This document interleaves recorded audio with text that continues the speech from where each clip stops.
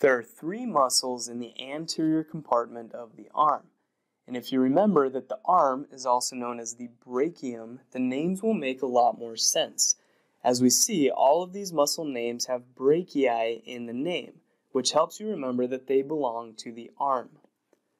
The first of these muscles is located most superficially, and it has two components, a more laterally located long head and a more medially located short head.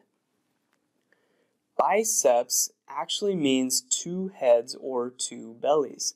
So this muscle, the biceps brachii, is a two-headed muscle of the arm.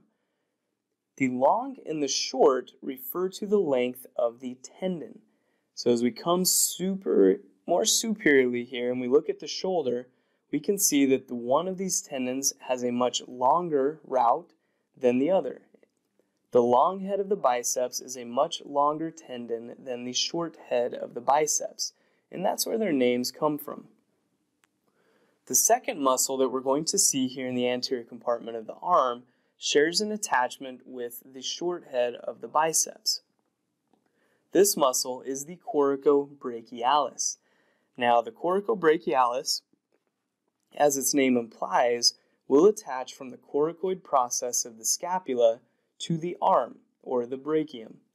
And we can see here that this muscle is tucked underneath or deep to the short head of the biceps brachii. The last of these three muscles is the brachialis muscle, or the muscle of the arm. Now, the brachialis muscle only crosses the elbow, and it's going to attach to the ulna, unlike the biceps, which attached to the radius. As we look at the actions of these muscles and you think about which joints they cross, those are the joints that will have movement associated with muscular contraction.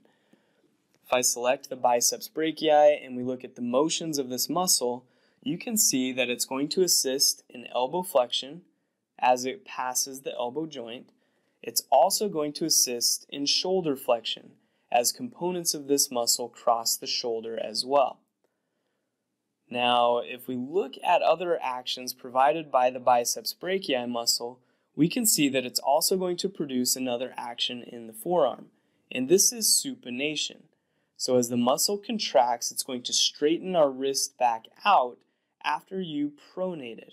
So a pronation will tilt the hand to face posteriorly or in the back of the body, while supinating is going to return it back to anatomical position.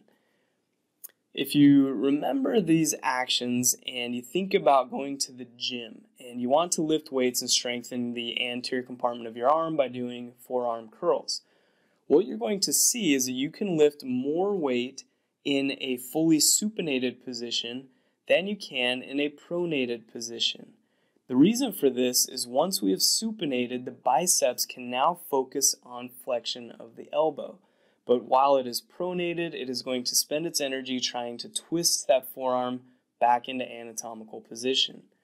So the dominant elbow flexor, whether we're in pronation or supination, is actually the brachialis muscle. Now, the biceps typically gets the credit, and that's the one that we see more superficially and it's more pronounced. But just remember that these muscles are all going to be named based on their location, their orientation or sites of muscle attachment, and their actions are going to be related to the joints that they cross.